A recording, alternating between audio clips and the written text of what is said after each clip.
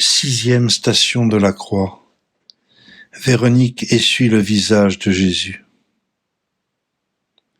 Selon la tradition, une femme écarte les soldats qui escortent les condamnés pour essuyer la sueur et le sang du visage de Jésus.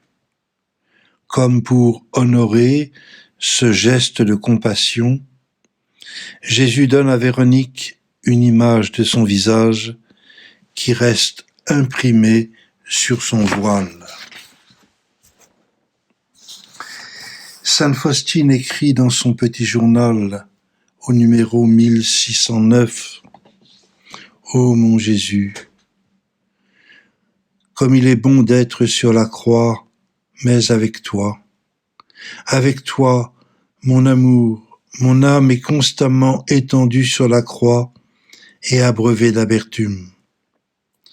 Le vinaigre et le fiel touchent mes lèvres, mais c'est bien qu'il en soit ainsi, car ton divin cœur a été rempli d'amertume durant toute ta vie, et en réponse à ton amour, tu n'as jamais reçu que de l'ingratitude.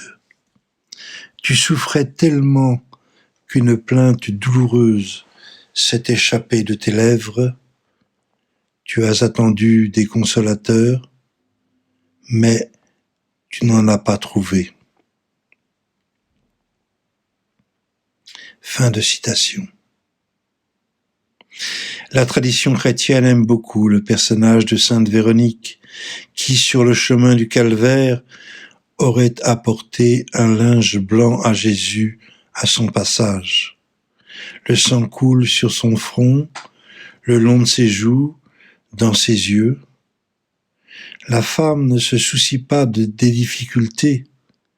Par pitié, elle se ferait un passage dans la foule, brave les soldats romains armés, ne songe jamais à ce que dira son entourage.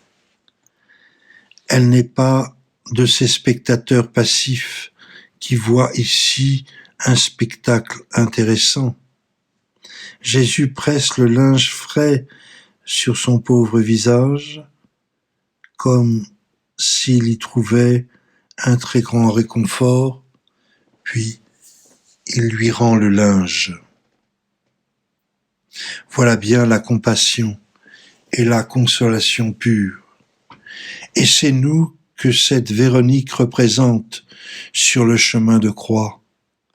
Elle désire ôter l'amertume du Seigneur qui reçoit les insultes, les moqueries, les crachats du monde entier, et elle obtient en retour le don du bel amour dans l'image de son visage qu'il dépose avec tendresse sur le linge immaculé pour elle et pour le monde entier. Mais qui console qui, dans cette scène rapportée par la tradition et tellement représentée dans tous les chemins de croix de nos églises? Car c'est Véronique qui veut soulager Jésus, mais c'est Jésus qui console les Véroniques et les femmes de Jérusalem de l'amertume qu'elles ressentent devant la souffrance et la solitude de leur Seigneur. Sœur Faustine, comme d'autres saints de tous les temps, nous propose d'aller encore au-delà. Elle propose que nous assumions épreuves et souffrances et que nous les sublimions au nom de Jésus, en Jésus. Sœur Faustine, parvenue à un stade très avancé de la maladie, qui doit bientôt l'emporter, offre sa propre personne pour accompagner Jésus dans tous les moments de la passion, en vivant son propre calvaire. Elle souffre avec Jésus pour remplacer ceux qui l'ont abandonné. Sommes-nous les consolateurs de Jésus aujourd'hui? Consoler Jésus, c'est à la manière des femmes de Jérusalem, essuyer les larmes, offrir notre écoute et notre présence comme un baume à nos frères au moment de la dure montée des épreuves. Pouvons-nous le faire?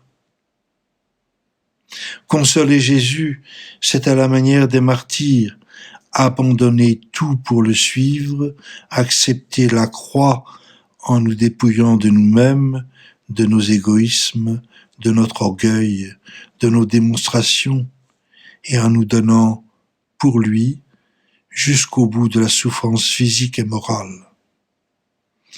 Serions-nous prêts à cela? Consoler Jésus, c'est à la manière des apôtres prendre le relais de sa mission, c'est-à-dire annoncer à notre tour le royaume de Dieu parmi les hommes. Désirons-nous cela? Consoler Jésus, c'est, à la manière de la Vierge Marie, le prendre dans nos bras et le tenir sur notre cœur lorsque nous nous inquiétons pour nos frères qui sont dans l'angoisse et la difficulté d'être. C'est aussi prendre soin des corps souffrants et c'est enterrer les morts. Avons-nous tant d'amour? Comment consoler Dieu quand c'est lui qui nous console par l'Esprit consolateur? Comment lui donner quoi que ce soit quand nous recevons tout de lui? Qu'est-ce que Dieu peut bien attendre de nous alors que nous attendons tout de lui?